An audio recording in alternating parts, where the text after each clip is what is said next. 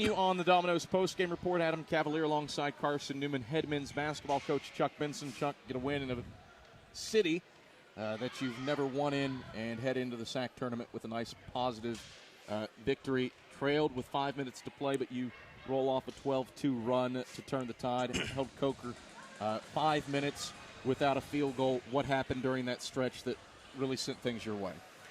Well, we got stops. And we went down and got pretty good looks at it. Finished. I thought our guys also went to the free throw line. You look at Carson and Sawyer, who've really been inconsistent this year at the free throw line. Go 13 to 20. Carson 6 to 10, Sawyer 7 to 10. Charles makes his. I just thought getting stops and putting points on the board there down the stretch was critical, man. Did you have some flashbacks in the first half when Coker drills 8 of their first 12 threes? Yeah, I mean, we knew that. If you look at it as the season goes, this has been a team that has really struggled to score the ball. Bottom in our league in terms of percentages. Only two, worse off than they are in that regard in the nation. So they were so hot to start. We talked a lot to our guys before the game about poise. Maintain poise even when things aren't going so hot.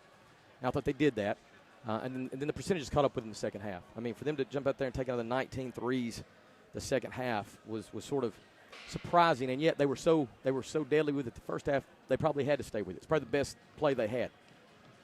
Sawyer Williams, with the Cyclops goggles on today, battled his way through migraine issues in a very bright building. What's that say about his toughness that he goes out and gets within 9 of 1,000 with a 21-point effort? Well, the truth of the matter is I felt like all those guys. I mean, Carson's hurt with the knee, and now he's got some other things happening because of trying to compensate with the good legs. Now he's got 2 bad wheels. Charles was struggling physically. Sawyer, of course, the migraine thing started kicking into effect. So he had to put on goggles, which he's not won in a game this season. So for those 3 guys then to step up, man, and perform, they desperately wanted to win. That was the motivator, and that led them to control the things they could control enough so we could get the win. So I give credit to all of them because it was a tough game. When you look at it, I mean, Carson 38 minutes, Raji 38 minutes, Sawyer 40. Our front line played more minutes than Charles and Mason, and that's really not typical.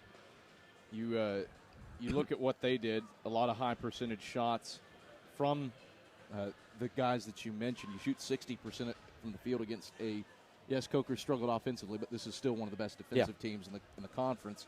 What did you do to get the ball inside and hit shots at a high percentage? Our shot selection was really good. We tell our guys all the time, we want you to take, make or miss good shots. Make or miss, it doesn't matter. Just take good shots. And for us, I mean, for us to pound the thing inside on the road is smart.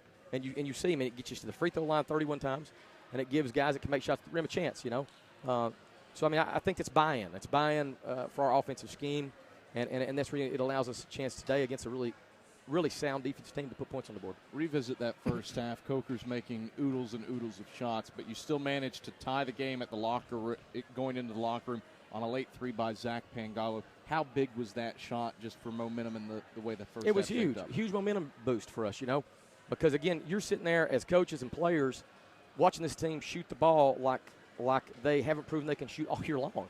So it can be really disheartening. But our guys knew this was going to be a big motivation game. It's senior day for them here, the last game of the season for them, and several seniors. So for Zach to jump up there and do that, I thought was a huge positive going into the half. But, I'm jumping here, Cav. But I thought one of the bigger deals of this whole game was Charles and Carson going to half with 0 rebounds between the 2 of them. And Carson collects 9 of them in the second half. Charles gets 3. Oh, that was probably the determining factor of the game. You weren't going there fast enough, so we had to get there. You weren't going there quite fast enough, so I had to get there. I wasn't on the bus toward Rebound Town. I was talking about 3-point field goals. Well, since you got that in, and I don't have to make a point about the fact that Coker had 18 offensive rebounds, where do you go from here heading to Wingate for the opening round of the South Atlantic Conference? We got to get healthy, man. I mean, we gave our guys a lot of freedom this past week, physically speaking. But, again, it's just late in the year, and everything we can do to be healthy is what we're going to do. We told them after the game, guys, we've closed this book on the regular season. We opened a new book on postseason. You all know what this is like. We finished last season with 15 wins, then rolled off 3 in a row in the tournament to get a championship. We end this season with 16 wins, which is an improvement on last year, and we know exactly what we need to do again. We just got to be healthy enough to do that. And I think these guys will be really excited to jump back on it Wednesday at Wingate. Chuck, thanks for the time. Congrats on the first ever season sweep of the Coker Coplers. Thanks, Cap. That is Carson.